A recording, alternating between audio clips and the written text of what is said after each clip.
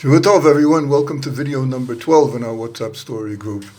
This is a selection from my very first professional translation. It was a book translation. I translated from the Hebrew version of a Yiddish manuscript.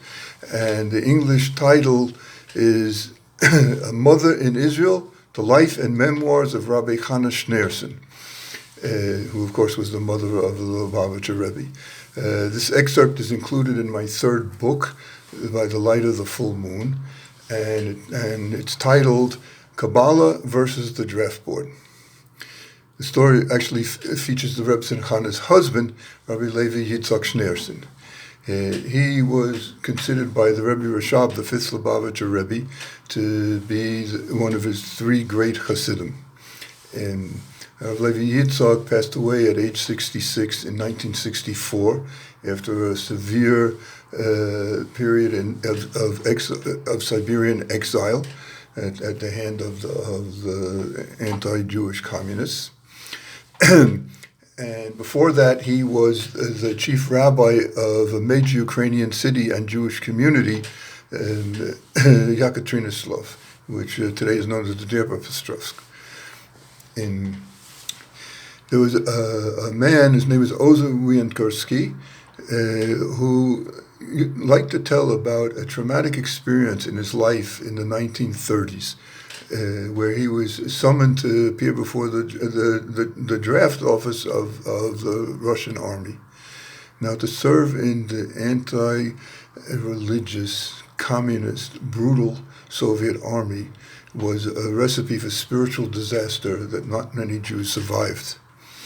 He decided to go to Rabbi Levi Yitzhak Schneerson for a blessing that he should be able to secure a deferment.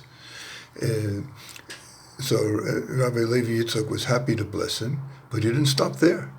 He told him the exact date and the exact hour of the day in which he should appear at the draft office. He told him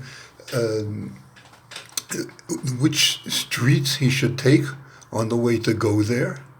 He told him which psalms he should recite before leaving his house, and exactly how many coins he should give to tzedakah, for charity. And not only that, he told him when he gets to the building of the draft office, he should stop outside and visualize the holy four-letter name of God.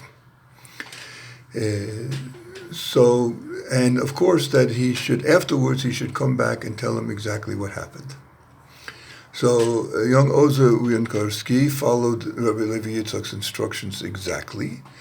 And after he finished the visualization outside the draft office building, he went inside. There he was sent into a room that had many tables. And at each table was sitting a doctor, each doctor having a different medical specialty.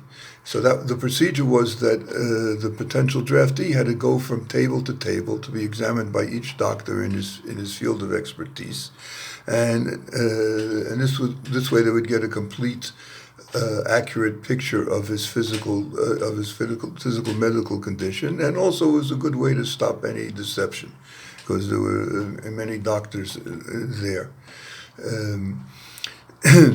So Ozer relates that he passed before each table. He was examined by each doctor, and each one wrote down his notes. And at the end, so he was sent to the table where was seated the clerk who received all the doctor's reports and conveyed the decision of the draft board. So when it was Ozer's turn to come before him, he gave him a pitying look. And he said, "What's going on with you? You poor man. Each doctor described you as having a different disease, and